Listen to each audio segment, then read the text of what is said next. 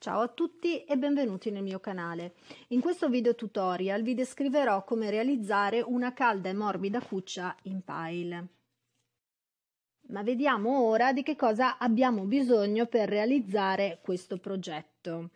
Allora, del tessuto pile, io in questo caso ne ho utilizzati di due tipi differenti, con due fantasie differenti, ma poi va a gusto personale, dell'ovattina piatta, piuttosto spessa, e dell'ovatta in fiocco, che è quella che si trova nei comunissimi cuscini.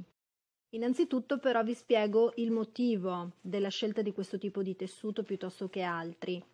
Ed è semplice, perché il pile può essere utilizzato eventualmente anche da piccoli animali, come ad esempio le cavie peruviane, oltre ovviamente che cani e gatti. È un tessuto che se bagnato asciuga abbastanza rapidamente, consentendo all'animale che lo utilizza di restare all'asciutto, poiché internamente poi andrà messa un'imbottitura che fa da ulteriore fondo assorbente, ma vediamo come procedere. Come prima cosa va studiato e realizzato un cartamodello per i vari pezzi della cuccia.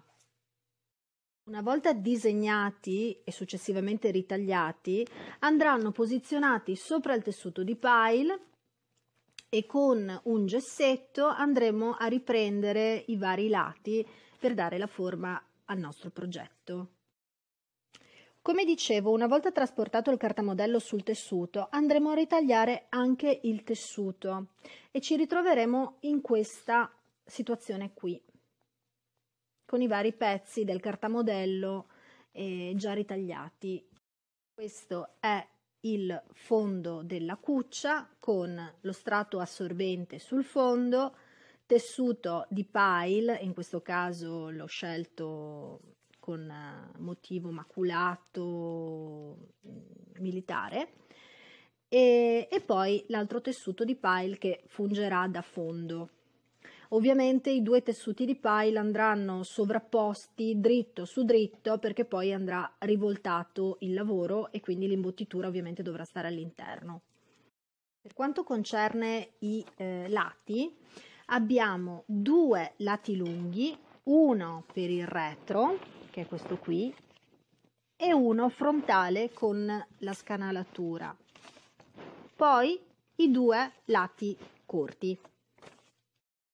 Ok, ora possiamo posizionarci sotto il piedino della nostra macchina per cucire. Io mi sono mantenuta più o meno a un centimetro e mezzo dal bordo del tessuto, proprio perché comunque avevo già messo in considerazione, facendo il progetto del cartamodello, che avrei dovuto cucire più o meno a un centimetro e mezzo.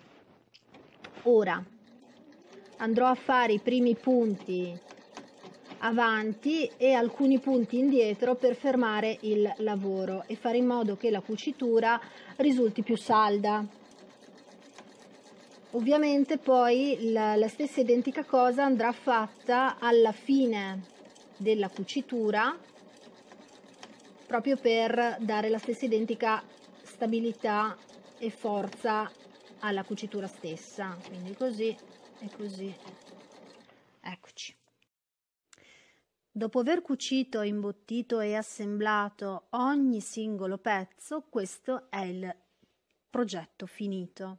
Una calda e morbida cuccia per i nostri amici a quattro zampe. Spero che questo tutorial possa esservi piaciuto e a me non resta altro che darvi appuntamento alla prossima volta, sempre su questo canale. Ciao, alla prossima!